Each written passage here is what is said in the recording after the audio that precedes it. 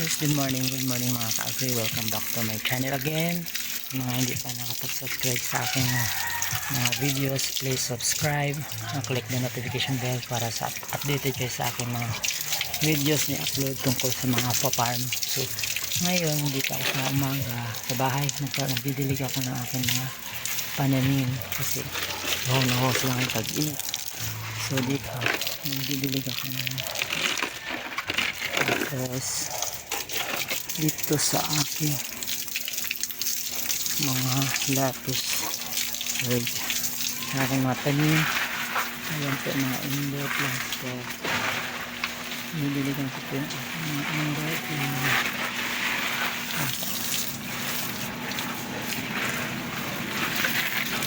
So ito yung mga indoor plants ko.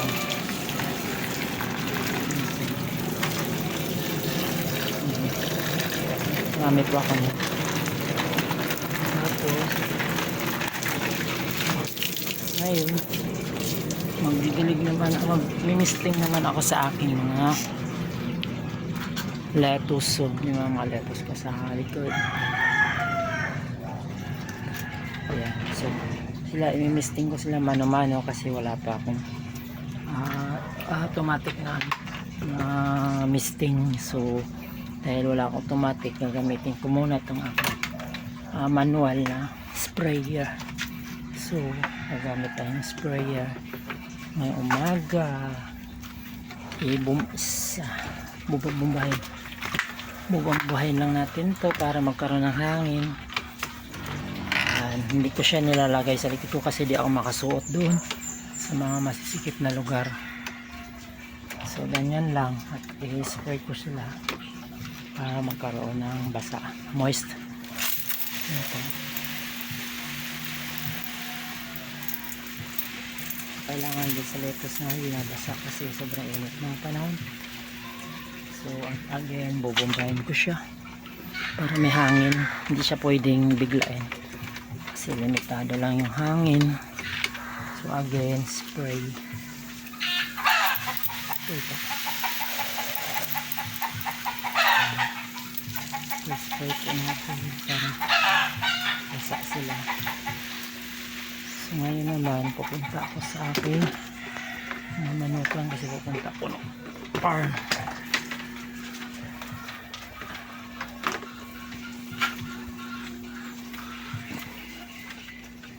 Dito na naman ako sa aking mga manok. Ayan, manakan ko, kumain na sila. Kain na kayo. So ang ginawa ko dito is papakain ako sa umaga sa aking mga chicken. So nga pala ako pupuntang para maligo na ako para malinis at saka fresh kasi mainit na po mamaya. Sasamahan sa dali, maliligo lang ako. Yes, tapos na ako maligo mga ka-agri kasi kahit agriculture po tayo, nagpo-farm tayo ay hindi po natin dapat makalimutan yung paglilinis sa ating mga sarili. Kalinisan po ay importante po. Ako po ay naliligo after po ng magpakain ng manok kasi siyempre nandun na lahat yung mga kate-kate kasi yung mga meron din po, di maiwasan na katulad po sa akin ay medyo masilan po ang aking balat kahit ganito po ako. Dali po ako matamaan ng mga kate-kate. So ngayon ang normal na buhay natin ay di natin dapat isang tabi o kalimutan yung maliligo sa umaga, mag-toothbrush at saka siyempre mag-ahit. So mag-toothbrush muna ako para sa aking kalinisan sa personal hygiene. Bago ako tumulak sa farm ay kailangan malinis po.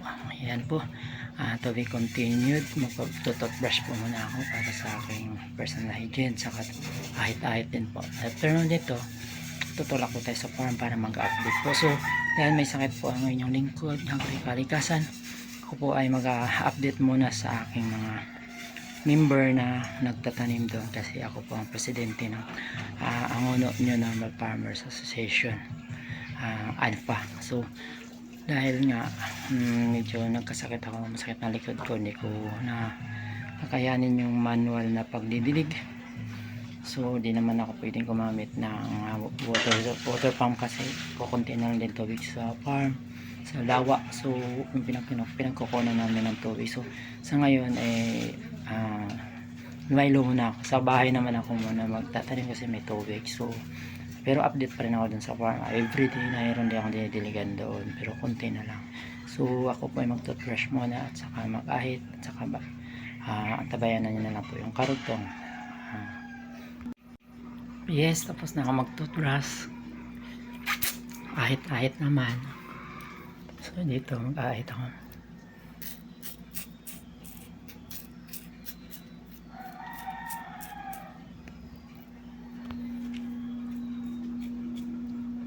Rin po muna sa inyo yung aking ang higaan ko po. Ayan lang po, napakasimple. Kubo lang po yung bahay ko kasi sobrang init ngayon. Pero pag tag-ulan, babatik naman po kami dito sa aming loob. Dito na po kami matutulog kasi napakainit po dito sa loob, lalo yung mga singaw ng mga ayun nga, sa semento. Ito po yung sala namin. Ayan po, kulay pink po yung pintura kasi po babae po yung anak ko dati. Kaso wala ngayon. Nagkaroon ako ng bunso na lalaki, kaya plano na rin namin po palitan ng kulay nito. So ito po yung sala namin, kahit mahirap na po kami, dapat paano meron din naman kami napaglibangan TV yes. So ngayon bago ako pupuntang farm, silipin ko muna yung aking mag-ina kasi sarap na tulog nila. Ayan, dito po yung kwarto ng mga anak ko. Madilim kasi hindi ko na inilawan. Isilipin natin yung aking nakasam.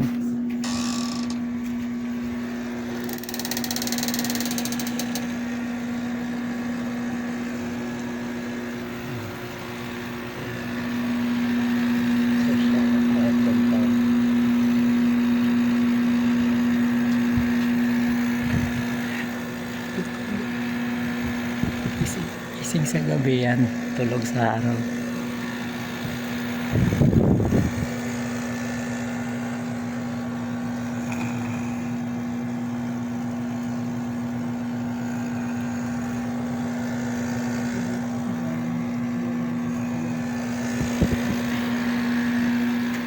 Naka-aircon pa yan sa shell. Yung kwarto nila. Hindi nila alam, babay, hindi nila alam.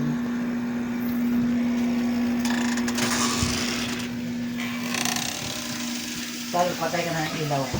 Ha? Alis na ako.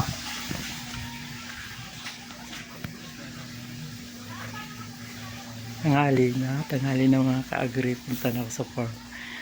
Hindi nila alam. Okay, let's go. Nakanda na yung aking bihisan. Magpupunta tayong farm, lagi tayong ready. May tubig, may sombrero, at saka may pang yan po, panlaban sa init. Yan, let's go. Tanghali na mga ka-agree. Yun, dito na daw, wala ko na yung aking mga baon. Ito kanin wala kasi bibili na lang ako ng tinapay. So babay muna sa aking mga lettuce, mga manok kasi ako pupunta mong farm. Mainit na, so kadala-dala ko ito. Yung tayo ng yan, ipapatayon ko sa farm. Tara na. Pupunta ako sa farm. Ganito nga tayo po. Kaloka. Taga-alba po ako. Taga-alba.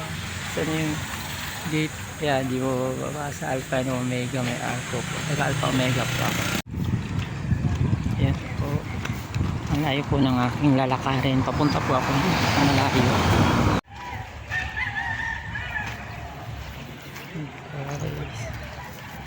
Shortcut ako ngayon kasi mainit na po dun sa may daanan sa kalsada.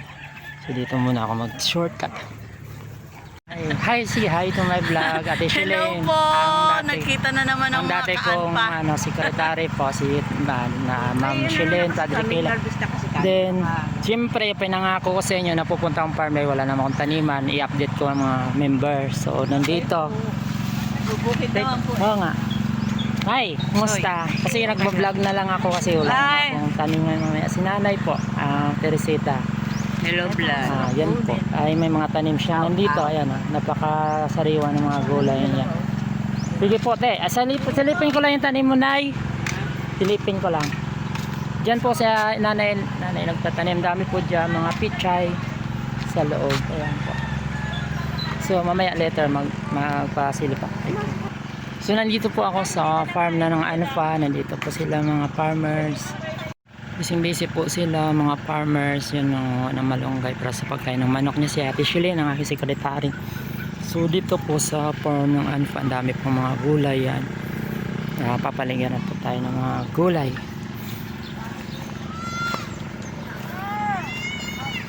Yun. Busy sila. May kahapon bumilang pichay, wala pa pala eh, nag-spray. Nanay Loretta. Wala na, umuwi na bisita ko. Bibili sana ng gulay. Nanay Loretta po, member. Hi. Nagbablog ako na. Oh. Pinakita ko dito yung ating mga pananim. Alawak po ng taniman o mga pichay yan. So, mga gustong bumili, pwede na po pumunta sa Anfa, sa Health Subdivision sa Ngono Rizal po sa Botang Francisco Avenue. Hello po, morning. Busy po kayo magdilig Talagang kinakariyan nyo na po yung pagtatanim. Ano pangalan po, te? Ay, nahiya sa vlog. Sige, thank you. Rose. Thank you. Si Rose daw po. Si Rose, Ma'am Rose. Daan ako dito Wala kasi ako ngayon diligin kaya nag-ikot lang ako. Grabe yung picture nila, ang dami So, grabe napakasariwa ng gulay dito. So, ayun po, dahil po sa sinabi ko sa inyo na ako po ay nagkasakit, hindi po muna ako ngayon nagbablog ng mga tanim ko. Pinablog ko yung mga tanim ng aking mga kasamaan dito sa Health Deal Subdivision. So, ang iba, nahiya pa po ang ma-interview. Hindi po sanay. So, kailangan. Ang dami pala ditong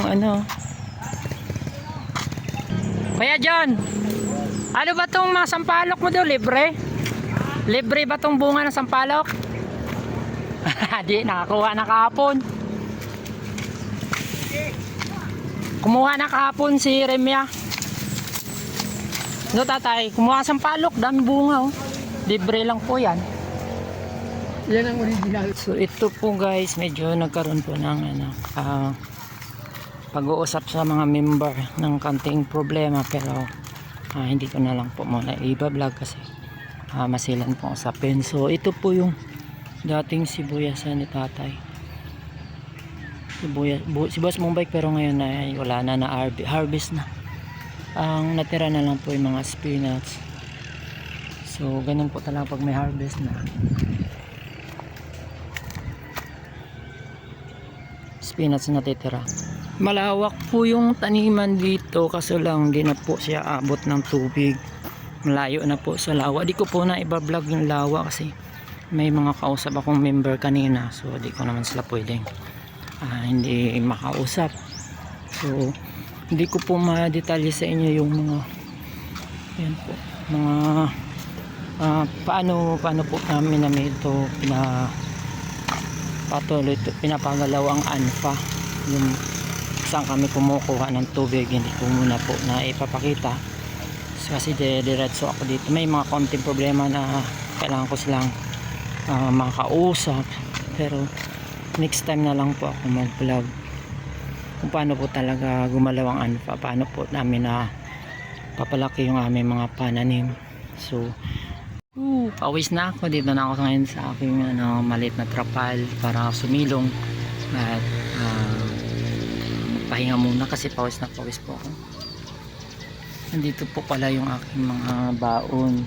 Yan po yung aking mga pag mainit na isusuot ko to, tapos bota kasi pag farming tayo, kompleto po tayo ng ating mga PPEs. Importante po may PPEs tayo, may bota, may medyas po, may medyas po ito. Tapos yung panangga po ng init, paano di tayo nainitan dito. Tapos yung kung ano, tubig panghugas. Ito pa. Tubig panghugas po yan. Tapos tubig na baon nandoon po. Yung baon ng tubig.